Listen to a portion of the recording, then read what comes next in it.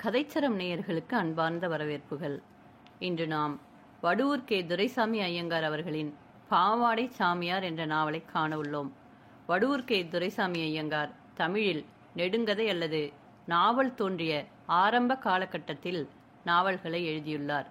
நாவல் வரலாற்றில் சுவடு பதித்தவர் வடுவூரார் என்பதை நாம் மறுக்கவோ மறக்கவோ முடியாது. அத்தியாயம் 1. தீங்கனி வழுக்கி தேனில் விழுந்தது. சென்னை மவுண்ட் ரோடில் உள்ள ஒரு மீன்மாட கட்டிடத்தில் நமது டாக்டர் அழகுதுரை ஒரு சொந்த வைத்தியசாலையை ஸ்தாபித்து நோயாளிகளுக்கு வைத்தியம் செய்து வந்தார். அந்த மாளிகையின் கீழ்க்கட்டில் அவருடைய சொந்த மருந்து கடையும் மேன்மாடத்தில் அவருடைய காரியாலயமும் இருந்தன. மருந்து கடையில் 2 கம்பவுண்டர்களும் 2 தாதிகளும் 1 சேவகனும் மாறி மாறி இரவு பகல் தயாராக இருந்து டாக்டருடைய ஏவல்களை நிறைவேற்றி வந்தனர். மேன்மாடத்தில் ஏறியவுடன் ஒரு கூடம் இருந்தது. அதில் போடப்பட்டிருந்த பெஞ்சு பலகைகளில் நோயாளிகளும் அவரோடு வருபவர்களும் உட்கார்ந்திருப்பர். மேற்படி கூடத்தை அடுத்தாற்போல் இருந்த ஒரு பெரிய அறை 2 பகுதிகளாக தடுக்கப்பட்டிருந்தன. முன்பகுதியில் ஒரு மேஜையை சுற்றிலும் 4 நாற்காலிகள் காணப்பட்டன. அவைகளில் ஒன்றில் டாக்டர் உட்கார்ந்திருந்தார். மற்ற பகுதியில் நோயாளியை படுக்க வைத்து உடம்பை பரீட்சிப்பதற்கு தேவையான உயர்ந்த பெஞ்சு படுக்கை, சோதனை கருவிகள் முதலிய வசதிகள் நிறைந்திருந்தன. மேன்மாடத்தின் பின்புறத்தில் இருந்த கூடம், தாழ்வாரம் முதலிய இடங்களில் நோயாளிகள் பல தினங்கள் படுத்திருப்பதற்கு மெத்தை தலையணைகளோடு கூடிய பல கட்டில்கள் வரிசையாக பொருத்தப்பெற்றிருந்தன. டாக்டர் அழகுதுரை தமது பெயருக்கு தக்கபடி உடம்பின் அழகு மாத்திரமன்றி குணத்தின் அழகும் புத்தியின் அழகும் நடத்தியின் அழகும் ஒருங்கே அமையப்பெற்ற உத்தமமான யவன புருஷர். அவருடைய முகமும் புன்னகையும் வினயமான சொற்களும் எவருடைய மனதையும் காந்தம் போல ஒரே நடையில் கவர்ந்து கொள்ளக்கூடியவைகளாக அமைந்திருந்தன. அவர் சுமார் 1 வருஷ காலத்திற்கு முன்னரே தமது கடைசி பரீட்சையில் தேறி அந்த வைத்தியசாலையை ஏற்படுத்தினார். ஆனாலும் அவர் அபார சாமர்த்தியமும் கைராசியும் உடையவர் என்றும் சிலாக்கியமான குணம் வாய்ந்தவர் என்றும் ஜனங்கள் புகழ்ந்து கொண்டாடும்படியான பெருமையை அவ்வளவு சொற்ப காலத்திற்குள் அவர் தேடிக்கொண்டவராதலால் எவருக்கு எந்த நோய் வந்தாலும் நோயாளியை பார்ப்பவர், அடடா, இதோ ஓரடி தூரத்தில் டாக்டர் அழகுதுரை இருக்கிறாரே, அவரிடம் போனால் இந்நோய் 1 நிமிஷத்தில் பறந்து போகுமே, ஏன் இப்படி அனாவசியமாக அவஸ்தைப்படுகிறீர்கள் என்று கூறுவார்கள். அவருக்கு இத்தகைய மேம்பாட்டையும் புகழ்ச்சியையும் உண்டாக்கியதற்கு அவருடைய சொந்த யோக்கியாதாம்சங்களை தவிர இன்னொரு முக்கியமான காரணமும் இருந்து வந்தது. அவர் பிரபல காங்கிரஸ் தலைவரும் லட்சப்பிரபுமான ஸ்ரீமான் ராமமூர்த்தி என்பவரின் ஒரே குமாரராதலால் தந்தையின் அருமை பெருமைகளும் புதல்வருடைய மேம்பாட்டை பன்மடங்கு அதிகப்படுத்தின. டாக்டர் அழகுதுரை இயற்கையிலேயே ஜீவ காருண்யம் வாய்த்தவராதலால் நோயினால் வருந்தி தமது உதவியை நாடி வரும் ஜனங்களின் உயிரையும் உடம்பையும் தமது சொந்த உயிருடம்பு போல மதித்தவராதலால் அவர் இரவு பகல் அதே கவலையாக இருந்து அவர்களுடைய பிணிகளை நீக்குவதிலேயே தம் முழு கவனத்தையும் பொழுதையும் செலவிட்டு வந்தவராதலால் பலவிதமான சுக சௌக்கியங்களை அனுபவிக்க வேண்டும் என்றோ, வேலைக்கு வேலை ஆனந்தமாக உண்டு காலத்தில் துயில வேண்டும் என்றோ, தாம் தமது யவன காலத்தில் ஒரு பெண்ணை மணந்து சிற்றின்ப சுகங்களை அனுபவிக்க வேண்டும் என்று அவருடைய மனதில் எண்ணம் உதித்ததோ இல்லையோ என்பது சந்தேகமான விஷயமாக இருந்தது. ஏனென்றால் அவ்வாறெல்லாம் அவர் நினைக்க அவருக்கு அவகாசமே கிடைக்காமல் இருந்து வந்தது. ஒரு நாள் பிற்பகல் 3:30 மணி சமயத்தில் அவர் தனிமையில் தமது அறையில் உட்கார்ந்து முதல் மாலை பத்திரிகை ஒன்றை வைத்து புரட்டி பார்த்தபடி அரை உறக்கத்தில் இருக்க, அப்பொழுது டாக்டர் சார் பேப்பர் கூட படிக்கிறதுண்டு போலிருக்கிறதே, இதை உலகத்து 8வது அதிசயம் என்றுதான் சொல்ல வேண்டும். நோயாளி யாரும் இல்லாவிட்டால் சமாசார பத்திரிகைகளுக்காவது பேதி மாத்திரை கொடுக்கலாம் என்கிற எண்ணமா என்று கேட்டபடி சிரித்த முகத்தோடு ஒரு யவன புருஷன் அவருக்கு எதிரில் தோன்றினான். அதை கேட்டு திடுக்கிட்டு நிமிர்ந்த டாக்டர் அழகுதுரை உடனே சந்தோஷ முகமலர்ச்சி காட்டி, ஓஹோ குப்புசாமியா, வாப்பா, இப்படி என் பக்கத்தில் உட்கார் என்று உவப்போடு வரவேற்க, குப்புசாமி சிரித்த முகத்தோடு அவருக்கு பக்கத்தில் போய் ஒரு நாற்காலியில் உட்கார்ந்து கொண்டான். அழகுதுரை, என்ன ஒரு மாதிரியாக இருக்கிறாயே, ஏதாவது உத்தியோகம் சம்பாதித்து கொண்டாயா, இல்லாவிட்டால் அப்பா தேடி வைத்திருக்கும் சொத்தினால் ஜீவனம் செய்து சுகவாசியாக இருக்கிறாயா? நீ BA-யில் தேறி சரியாக வருஷ காலமாகிறதே, BA பட்டம் ஒரு துருப்பிடித்து கூட போயிருக்கும் போல இருக்கிறதே. குப்புசாமி, எனக்கு சாதாரண உத்தியோகத்திலெல்லாம் ஆசையே இல்லை. சென்னை கவர்னருடைய முதல் மந்திரி உத்தியோகத்திற்கு குறைந்த எந்த உத்தியோகமும் பார்க்கக்கூடாது என்பது என் தீர்மானமாகையால் நான் சும்மாவே இருந்து அம்மா போடும் சாப்பாட்டில் தான் ஜீவிக்கிறேன். அழகுதுரை, நீ நல்ல அதிர்ஷ்டதாளித்தானப்பா. சிறு பருவத்திலேயே பெண்ணையும் கல்யாணம் செய்து கொண்டாய். உத்தியோக தொல்லை இல்லாமல் சாப்பிடுவதும் யவன மனைவியோடு பொழுதை போக்குவதுமாக ஆனந்தமாக காலம் கழிக்கிறாய். என்னுடைய நிலைமையை பார். இந்த வைத்திய பரீட்சையில் தேறிவிட்டு இங்கே உட்கார்ந்து கொண்டு ஊராருடைய வேதனைகளை எல்லாம் விலைக்கு வாங்கி திண்டாடி கொண்டிருக்கிறேன். எனக்கு மனைவியும் இல்லை, குழந்தையும் இல்லை. அது இருக்கட்டும், உனக்கு குழந்தைகள் பிறந்திருக்கிறார்களா? இருந்தால் ஒரு நாளைக்கு அழைத்து கொண்டு வா குப்புசாமி. அவர்களை பார்க்க வேண்டும் போல இருக்கிறது. குப்புசாமி, குழந்தை இப்பொழுது பிறக்கக்கூடாதப்பா. நான் என் யவன மனைவியோடு அனுபவிக்கும் சந்தோஷத்திற்கு இடைஞ்சல் உண்டாகிவிடும். இன்னும் கொஞ்ச காலம் போகட்டும். நான் மந்திரி உத்தியோகம் சம்பாதித்து கொண்ட பின் சம்சாரத்தோடு மோட்டார் வண்டியில் போகும் பொழுது குழந்தைகள் ஒரு நாயெல்லாம் தேவையாகும். அப்பொழுது பார்த்து கொள்ளலாம். இப்போதுதான் காங்கிரஸ்காரர்களுடைய அதிகாரம் ஏற்பட போகிறது. உன் தகப்பனார் தானே முதல் மந்திரி உத்தியோகம் பார்க்க போகிறார். நீ அவரிடம் சிபாரிசு செய்து எனக்கு ஒரு மந்திரி உத்தியோகம் கொடுக்கும்படி செய்யப்பா. அழகுதுரை, நீ இதுவரையில் ஜஸ்டிஸ் கட்சிக்காரர்களை பற்றி புகழ்ச்சியாக பேசிக் கொண்டிருந்ததெல்லாம் என் தகப்பனாருக்கு தெரியுமே. இருந்திருந்து உனக்கா அவர் மந்திரி உத்தியோகம் கொடுப்பார்? என் தகப்பனாருக்கு ஜஸ்டிஸ் கட்சியை சேர்ந்தவர் எவராக இருந்தாலும் கொடிய விரோதிதான். என்னுடைய ஒன்றுவிட்ட அத்தை புருஷரான மிஸ்டர் ராஜகோபாலன் ஜஸ்டிஸ் கட்சியில் சேர்ந்திருப்பதால் சுமார் 15 வருஷ காலமாக இருவரும் ஒருவரை ஒருவர் பார்ப்பதுமில்லை, ஒருவரோடொருவர் பேசுவதும் இல்லை. எங்கள் குடும்பத்தார் யாரும் அவருடைய குடும்பத்தார் எவருடனும் எவ்வித சம்பந்தமும் வைத்துக் கொள்வதில்லை. என் தகப்பனாருடைய கண்டிப்பான ஏற்பாடு இது. இப்போது அந்த ராஜகோபாலனே ஜஸ்டிஸ் கட்சியை விட்டு காங்கிரஸ் கட்சியில் சேர்ந்தால் கூட அவரை என் தகப்பனார் ஜென்ம விரோதியாகத்தான் மதித்து விளக்குவார். அவ்வளவு வீர காங்கிரஸ்வாதி என் தகப்பனார். ஒரு ஜஸ்டிஸ்காரரை பற்றித்தான் என் தகப்பனாரிடம் நான் சிபாரிசு செய்தால் உடனே நானும் அவருக்கு பகைவனாக ஆகிவிட மாட்டேனா? குப்புசாமி, இதெல்லாம் எனக்கு தெரியாதா? நான் உண்மையாகவே மந்திரி உத்தியோகம் கேட்பதாக நினைத்து கொண்டு நீ பேசுகிறாயே, அதுதான் ஆச்சரியமாக இருக்கிறது. எனக்கு எதற்கப்பா உத்தியோகம்? சும்மா இருப்பதே சுகம் என்று உனக்கு தெரியாதா? அழகுதுரை, அது எனக்கு தெரிந்திருந்தால் நான் இந்த வைத்திய தொழிலை கற்றுக்கொண்டே இருக்க மாட்டேன். நீ செய்திருப்பது போல நானும் ஒரு பெண்ணை கல்யாணம் செய்து கொண்டு உண்பதும் உறங்குவதுமாக இருப்பேன். மனிதன் ஓடி ஆடி ஆயுள் காலம் முழுவதும் உழைப்பதெல்லாம் வேறு எதற்கு? குப்புசாமி, நீ சொல்வதை பார்த்தால் இனி நீ உன் ஆயுள் காலம் முடிய கல்யாணமே செய்து கொள்ள மாட்டாய் போல இருக்கிறதே. ஒருவர் டாக்டர் உத்தியோகம் வகித்தால் அவர் நித்திய பிரம்மச்சாரியாக இருக்க வேண்டும் போல இருக்கிறதே. அழகுதுரை, டாக்டர் தொழிலில் கொஞ்சம் கைராசி இருந்து விட்டால் ஜனங்கள் ரா பகல் வந்து கூப்பிட ஆரம்பித்து விடுகிறார்கள். ஆற அமர சாப்பிடுவோ சேர்ந்தாற் போல கொஞ்ச நேரம் தூங்கவோ அவகாசம் கிடைப்பதே இல்லை. கொஞ்ச நேரம் ஒருவருடன் சந்தோஷமாக பேசவோ சினிமா முதலிய சுவாரஸ்யமான வேடிக்கைகளை பார்க்கவோ அல்லது அவைகளை பற்றி நினைக்கவோ அறுதியாக முடிவதில்லை. நான் ஒரு பெண்ணை கல்யாணம் செய்து வீட்டில் வைத்தால் கொஞ்ச காலத்தில் அவள் தன் கல்யாண வாழ்க்கையில் வைபவத்தை பற்றி என்ன நினைப்பால் தெரியுமா?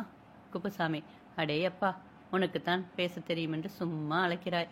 இப்பொழுது உலகத்தில் இருக்கும் பிரபல டாக்டர்கள் எவரும் கல்யாணம் செய்து கொள்ளாமலும் குழந்தை குட்டிகளை பெறாமலும் தான் இருக்கிறார்களோ? எனக்கு தெரிந்த எத்தனையோ டாக்டர்கள் ஒரு சம்சாரத்தோடு நிற்காமல் இன்னும் பல கூத்திகளையும் வைத்துக்கொண்டு கும்மானம் போடுகிறார்கள். நீ என்னதெல்லாம் வீண் மனப்பிராந்திதான். உண்மையில் பார்த்தால் ஒரு டாக்டர் பிரம்மச்சாரியாக இருப்பது அவருடைய தொழிலுக்கே பிரதிகூலமானது. யவன பிரயாணத்தினால் பெண்களை அவர்களுடைய வீட்டார் அந்த டாக்டரிடம் அனுப்ப அஞ்சுவார்கள். ஆகையால் நீ முதலில் ஒரு பெண்ணின் கழுத்தில் கயிற்றை மாட்டி பக்கத்தில் தொங்க விட்டுக்கொள். அவள் லேடி டாக்டர் பரீட்சையில் தேறியவளாக இருந்தால் அவள் மூலமாகவும் நீ இன்னமும் கொள்ளை கொள்ளையாக பணம் திரட்டலாம். இருவரும் எப்போதும் ராஜபாட்டையாக மேசை நாற்காலிகளை போட்டுக்கொண்டு பக்கம் பக்கமாக உட்கார்ந்திருக்கலாம். நோயாளிகள் வராத காலத்தில் நீங்கள் ஒருவருக்கொருவர் மருந்து கொடுத்துக் கொள்ளலாம். அழகுதுரை சந்தோஷத்தோடு கலகலவென்று நகைத்து, என்னப்பா பெரியசாமி, குப்புசாமி, நீ பெரிய குறும்புக்காரனாகிவிட்டாயே. நோயாளிகள் வராத காலத்தில் டாக்டரும் அவருடைய சம்சாரமும் ஒருவருக்கொருவர் என்ன வியாதிக்கு மருந்து கொடுத்துக் கொள்கிறதப்பா? குப்புசாமி, அதை கூட உனக்கு சொல்லிக் கொடுக்க வேண்டுமா? அது முடியாதப்பா. அதை நீ அனுபவத்தில் தான் பார்த்து கொள்ள வேண்டும். அழகுதுரை, அப்படியானால் நீயும் உன் சம்சாரமும் ஒருவருக்கொருவர் மருந்து கொடுத்துக் கொள்வதில் ஆழ்ந்த அனுபவசாலிகளாகத்தான் இருக்க வேண்டும். குப்புசாமி, நானும் என் சம்சாரமும் இந்த உலகத்திற்கு நிரம்பவும் விசித்திரமான ஜோடியப்பா. எங்கள் சங்கதி இருக்கட்டும். நீ முதலில் கல்யாணம் செய்து கொள்ளும் வழியை பாரப்பா. அழகுதுரை, அந்த வழிதான் எனக்கு தெரியவில்லை. அதை பற்றி என் தாய் தகவனாரிடம் சொல்லவும் எனக்கு கிளேசமாக இருக்கிறது. அவர்களே பார்த்து எப்போது கல்யாணம் செய்து வைக்கிறார்களோ வைக்கட்டும். குப்புசாமி, அப்படியானால் உன் தாயாரை நான் கண்டு இதை பற்றி வற்புறுத்தி சொல்கிறேன். நீ கவலைப்படாதே அழகுதுரை. உன் பெயருக்கு தக்கபடி அழகு துரைசாணி ஒருத்தி கூடிய சீக்கிரம் உன் பக்கத்தில் இருக்கும்படி செய்து நான் உங்கள் இருவரையும் தினம் தினம் தரிசனம் செய்து கொள்கிறேன் என்றான். அவ்வாறு அவன் கூறி வாய் மூடும் முன் வீதியில் படார் என்று ஒரு பயங்கரமான ஓசையும் ஐயோ ஐயோ என்று பலர் அலறிய கூச்சலும் உண்டாயின. டாக்டரும் அவருடைய நண்பனும் திடுக்கிட்டு திக்பிரமை கொண்டு என்ன கூச்சலது, மோட்டார் அபாயம் போல இருக்கிறது என்று கூறியபடி குபீர் என்று எழுந்து பக்கத்தில் இருந்த ஜன்னல் அண்டை போய் நின்று ஆவலோடு வீதி பக்கம் பார்த்தனர். வீதியில் ஒரு டிராம் வண்டி நின்று கொண்டிருந்தது. அதற்கு பக்கத்தில் ஒரு சிறிய மோட்டார் வண்டி கவிழ்ந்து கிடந்தது. பல திக்குகளிலிருந்து ஜனங்கள் விசையாக அங்கே ஓடி வந்து கொண்டிருந்தனர். டிராம் வண்டியின் முன்புறத்தில் நின்ற வண்டியோட்டியை சுற்றிலும் சுமார் 50 ஜனங்கள் நின்று கொண்டு மடையா, வண்டியை உடனே நிறுத்தாமல் ஓட்டி அநியாயமாக மோட்டார் வண்டியை சேதம் பண்ணி ஒரு பெண்ணை கொண்டு விட்டாயே என்று மூளைக்கொருவராக தாறுமாறாக அதட்டி ஆர்ப்பரித்தனர். சிலர் வண்டியோட்டிக்கு பரிந்து பேசினர். இரண்டொருவர் வண்டியோட்டியின் கன்னங்களில் அடிகள் வழங்க தொடங்கினர். அங்கு நிலைமை அப்படி இருக்க விழுந்து கிடந்த மோட்டார் வண்டி மிக சிறியதாகையால் அதை பலர் தூக்கி நிமித்தினர். அதற்கடியில் அகப்பட்டு தவித்துக் கொண்டிருந்த ஒரு யவன மடந்தையை சிலர் தூக்கி வெளியில் எடுத்தனர். அந்த வண்டியின் கீழ் வேறு எவரும் இல்லையாகையால் அவள் ஒருத்தியே தனிமையில் அந்த வண்டியை ஓட்டி கொண்டு வந்திருக்க வேண்டும் என்று தெரிந்தது. அவளுக்கு வயது சுமார் 18 இருக்கலாம். அவள் தனது பிரங்கையை இழந்து வாடிப்போன ரோஜா புஷ்பம் போல கண்களை மூடிக்கொண்டு துவண்டு கிடந்தாள். ஆதலால் அங்கிருந்து ஒருவர் இதோ பக்கத்தில் டாக்டர் அழகுதுரை இருக்கிறார், அங்கே கொண்டு போங்கள் என்றார். உடனே பலர் அதை ஆமோதித்து ஆமாம் ஆமாம் தூக்கி கொண்டு போங்கள் என்று ஆர்ப்பரித்தனர். அப்பொழுது அழகுதுறையின் வைத்தியசாலையின் அடிக்கட்டில் இருந்தவர்களான சிப்பந்திகள் உடனே ஒரு ஸ்ட்ரெச்சரை தூக்கி கொண்டு ஓடோடியும் அங்கு வந்தனர்.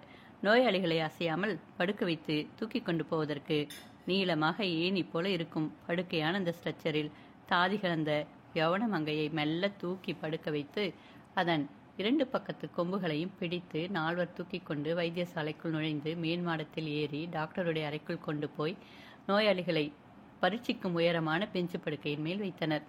டாக்டர் அழகுதுரை நிரம்பும் கவலையை காட்டிய முகத்தோடு விரைவாக வந்து அந்த பெண்ணின் நாடியை பரீட்சை செய்து பார்த்தார். பிறகு ஜனங்கள் எல்லாம் கூடத்திற்கு அனுப்பிவிட்டு தாதிகளை கொண்டு அந்த பெண்ணின் உடம்பு முழுவதையும் சோதிக்க செய்து அவளுக்குரிய வைத்திய சிகிச்சைகளை செய்ய தொடங்கினார். அவ்வாறு அவர் சிகிச்சைகள் செய்து முடித்துவிட்டு வெளியில் வர சுமார் அரை மணி நேரம் பிடித்ததாகையால் அதுவரையில் ஜனங்கள் அவ்விடத்தை விட்டு வெளியில் போகாமல் முணுமுணுத்துக் கொண்டு நிற்கவே டாக்டர் அவர்களை பார்த்து பெண்ணின் உயிருக்கு அபாயம் வராதென்று நினைக்கிறேன், மருந்து கொடுத்திருக்கிறேன், பிரங்கை திரும்ப இன்றிரவு முழுவதும் கழிய வேண்டும் போல இருக்கிறது, நீங்கள் அனாவசியமாக இங்கே ஏன் காத்திருக்கிறீர்கள், போகலாம். இந்த பெண் யார் வீட்டு பெண் என்பது யாருக்காவது தெரியுமா என்றார். யார் வீட்டு பெண்ணோ தெரியவில்லையே, எப்படியாவது நீங்கள் இந்த பெண்ணின் உயிரை காப்பாற்றி பிரங்கை உண்டாகும்படி செய்து பெண்ணிடமே கேட்டு தெரிந்து கொள்ளுங்கள் என்று சிலர் கூறினர். பலர் வெளியில் சென்றனர்.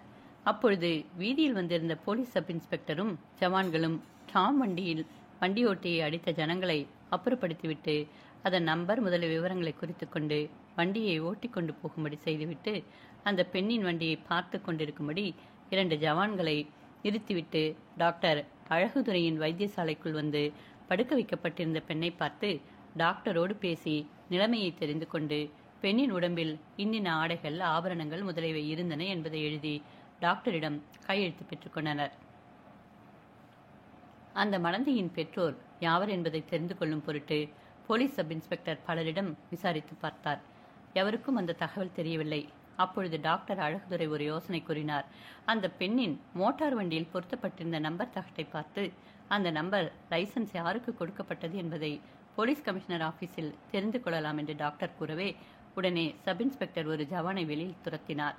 அவன் வீதிக்குள் போய் மோட்டார் வண்டியை பார்த்துவிட்டு திரும்பி வந்து நம்பர் தகட்டின் மேலேதான் டிராம் வண்டி மோதி இருக்கிறது, தகடு கன்று கீழே விழுந்து விட்டது போலிருக்கிறது.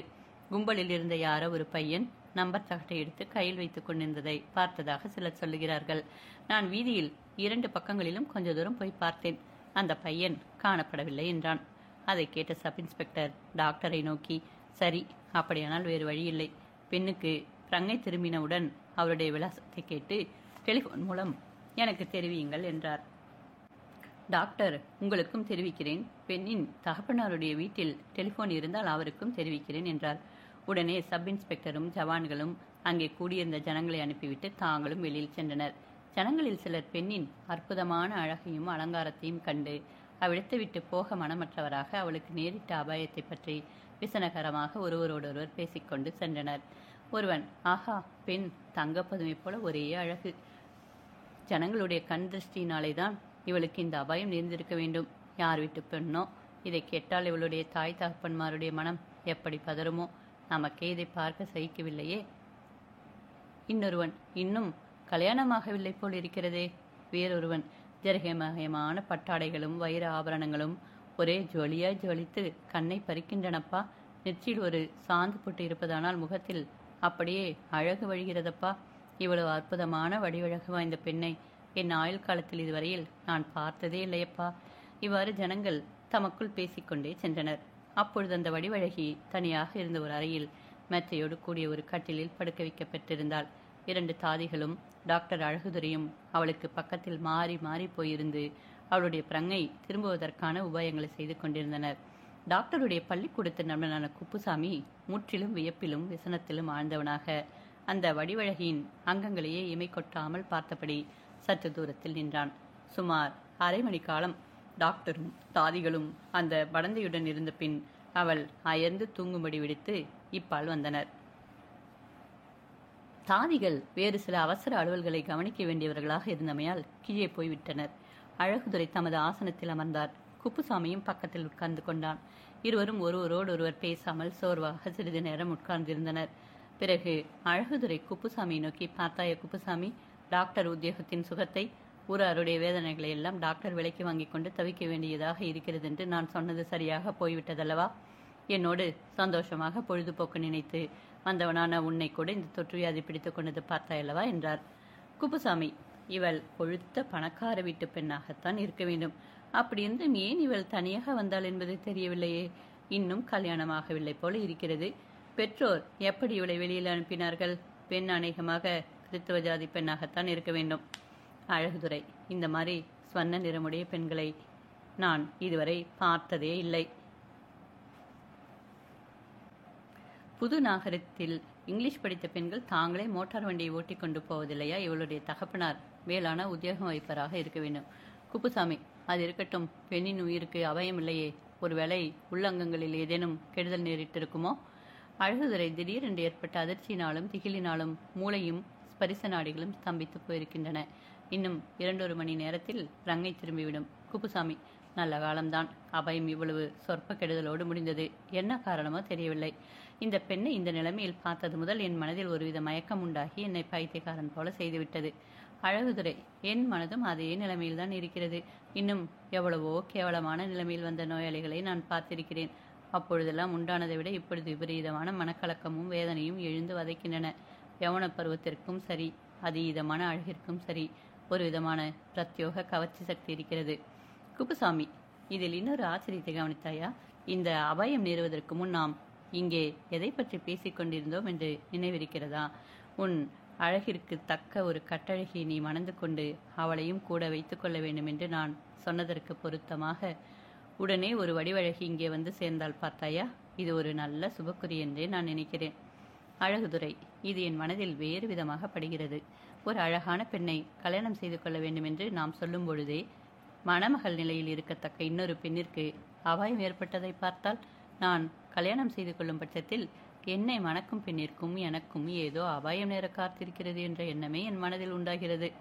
குப்புசாமி, அப்படி வைத்துக் கொண்டாலும் அது சொற்பமாகத்தான் இருக்கும் என்ற எண்ணமும் இடம் இருக்கிறதல்லவா? அழகுதுரை, சரி, அது எப்படியாவது இருக்கட்டும். இந்த மனவேதனையான சந்தர்ப்பத்தில் என் கல்யாண பேச்சை எதற்காக எடுப்பது? விட்டுவிடு. இந்த பெண் மறுபடியும் கண் திறந்து எழுந்து பழைய நிலைமை அடைந்து அவளுடைய வீட்டிற்கு போக வேண்டுமே என்கிற கவலையே இப்பொழுது என் முழு கவனத்தையும் கவர்ந்து கொண்டிருக்கிறது. எனக்கு நேரமாகிறது. இனி நான் மற்ற நோயாளிகளை கவனித்து அவரவர்களுக்கு தகுந்த சிகிச்சைகள் செய்ய வேண்டும். குப்புசாமி, நீ உன் வேலையை கவனியப்பா, நான் இதோ போகிறேன். அழகுதுரை, நீ என்னிடம் ஏதாவது காரியமாக வந்தாயா? அப்படியானால் விஷயத்தை சொல். குப்புசாமி, இல்லையப்பா, சும்மாதான் உன்னை பார்த்துவிட்டு போகலாம் என்று வந்தேன். நான் போய் வருகிறேன் என்று கூறியபடி எழுந்து மாசற்படி வரையில் போய் எதையோ நினைத்து கொண்டவன் போல திரும்பி வந்து, நான் வீட்டிலிருந்து வந்த பொழுது சில்லறை இருந்த சட்டையை விட்டு வெறும் சட்டையை மாட்டிக்கொண்டு வந்து விட்டேன். காபி சாப்பிடும் வேலையாகிவிட்டது. நீயும் வருகிறாயா? பக்கத்தில் இருக்கும் காஃபி ஹோட்டலுக்கு போகலாம். 10 நிமிஷங்களில் நீ திரும்பி வந்து விடலாம். அப்படியே நான் வீட்டிற்கு போகிறேன். அழகுதுரை, நான் கொஞ்ச நேரத்திற்கு முன்தான் காபி சாப்பிட்டேன். இதோ பணம் தருகிறேன், நீ போய் சாப்பிட்டு விட்டு போ என்று கூறியபடி தனது மணிப்பர்ஸை எடுத்து 5 ரூபாய் நோட் ஒன்றை இழுத்து நீட்டினார். குப்புசாமி நிரம்பவும் கிளேசமடைந்தவன் போல நடித்து, அடடே, 5 ரூபாய் நோட் இதற்கு 2 இருந்தால் போதுமப்பா. அழகுதுரை, சில்லறை இல்லை, இதை மாற்றி உனக்கு தேவையானதை எடுத்துக்கொண்டு மிச்சத்தை கொடேன் என்று கூறியபடி நோட்டை நீட்ட குப்புசாமி அதை பெற்றுக்கொண்டு வெளியில் சென்றான்.